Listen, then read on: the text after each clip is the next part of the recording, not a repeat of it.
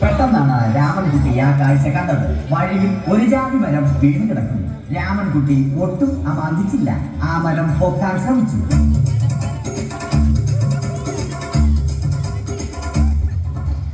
നടക്കുന്നില്ല. പിന്നെയും പിന്നെയും പൊക്കാൻ ശ്രമിച്ചു.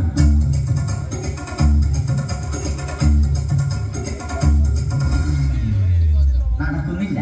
രാമൻകുട്ടി വഴിയെ പോയവരെ എല്ലാവരെയും സഹായത്തിന് വിളിച്ചു.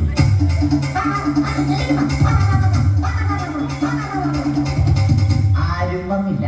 അവസാനം കുടുംബശ്രീ യൂണിറ്റിൽ തൊഴിലുറപ്പിന് പോകുന്ന പെണ്ണുങ്ങളെ സഹായത്തിന് വിളിച്ചു.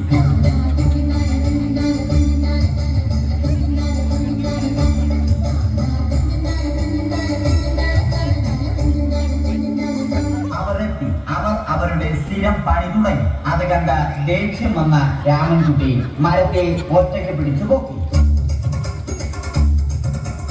അത്ഭുതമെന്ന് പറയട്ടെ, മരം നേരെ ഇത് കണ്ട തൊഴിലുറപ്പ് പെണ്ണുങ്ങൾ രാമൻകുട്ടിയോട് നോക്കുകൂലി ആവശ്യപ്പെട്ടു.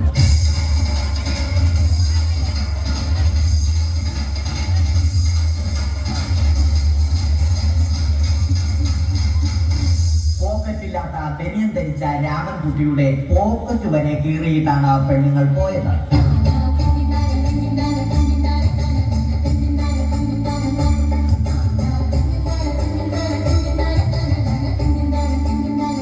രാമൻകുട്ടി പിന്നീട് ഒന്നും ആലോചിച്ചില്ല. മരത്തിന് ഫാക്ടം പോസ്റ്റ് 2020 സെപ്റ്റംബർ 14 നൽകി.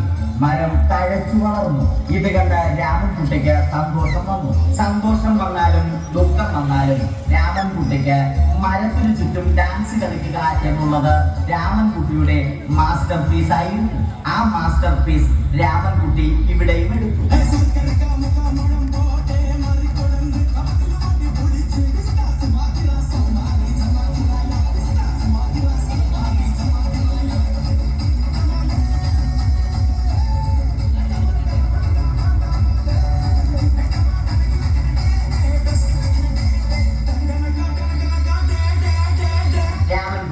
ദൈവത്തോടായി പ്രാർത്ഥിച്ചു.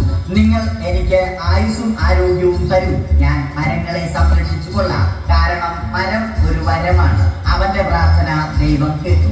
ആ മാവിൽ നിന്നും വീണ തേങ്ങ രാമൻകുട്ടി മോങ്ങാതെ ഇരുന്നു. അപ്പോഴാണ് രാമൻകുട്ടി മറ്റൊരു കാഴ്ച കണ്ടത്. രാഘവൻ വരും.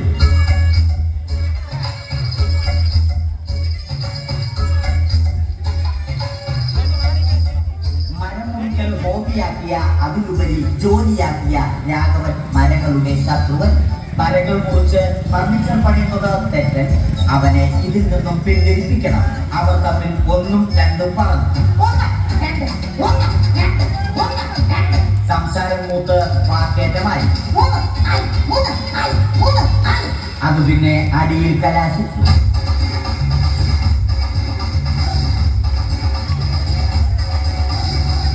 മനസ്സിന് ഉടമയായ രാമൻകുട്ടി കംപ്ലീറ്റ് അടിയും വാരിക്കൂട്ടി. ഒടുവിൽ രാമൻകുട്ടി സർവ്വധൈര്യവും സംഭരിച്ച് രാഘവനോടായി അലറി. മനസ്സലിഞ്ഞ രാഘവൻ രാമൻകുട്ടിയെ അരികിൽ വിളിച്ചു. കൈവാക്കിന് കിട്ടിയ രാമൻകുട്ടിയെ രാഘവൻ ഒട്ടിറൊട്ടിയാക്കി മരത്തിലൊട്ടിച്ചു.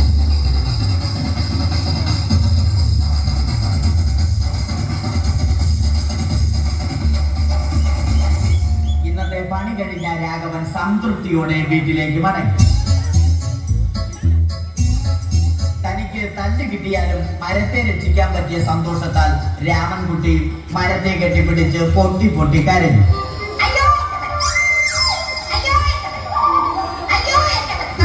കാരണം മരം ഒരു വരമാണ്. കെട്ടിപ്പിടിക്കൽ ഏറ്റുവാങ്ങിയ മരം നാണം കൊണ്ട് ചില്ലകൾ താഴ്ത്തി. മരത്തെ രക്ഷിച്ച ക്ഷീണത്തിൽ രാമൻകുട്ടി മരച്ചുവട്ടിലിരുന്ന് ഉറങ്ങിപ്പോയി. പെട്ടെന്നാണ് അത് സംഭവിച്ചത്. പ്രകൃതി അതിന്റെ തനിക്കോണം കാണിച്ചു തുടങ്ങി. മഴയും കാറ്റും ഇടിയും വന്നു. അതോടൊപ്പം കോളും വന്നു. കോളെടുത്ത് രാമൻകുട്ടി പറഞ്ഞു. കോൾ കട്ടായി. രാമൻകുട്ടി ദൈവത്തോടായി പറഞ്ഞു. കാറ്റും മഴയും അതൊന്നും ചെവിക്കൊണ്ടില്ല. രാമൻകുട്ടിയുടെ മരം ആടി ഉലഞ്ഞു. രാമൻകുട്ടി ദൈവത്തോടായി വീണ്ടും പറഞ്ഞു. മരം ഒരു വരമാണ്. മരത്തെ ഒന്നും ചെയ്യരുത്. വരം കിട്ടിയതുപോലെ രാമൻകുട്ടി തന്റെ ചൂണ്ടുവിരൽ കൊണ്ട് മരത്തെ താങ്ങി നിർത്തി. ചൂണ്ടുവിരൽ വളഞ്ഞ് ചൂണ്ട പോലെയായി. ഇനി മീൻ പിടിക്കാൻ കൊള്ളാം.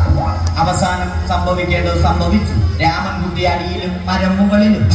അന്ത്യശ്വാസം വലിക്കുന്നതിനു മുമ്പ് രാമൻകുട്ടി ദൈവത്തോടായി ഇങ്ങനെ പറഞ്ഞു: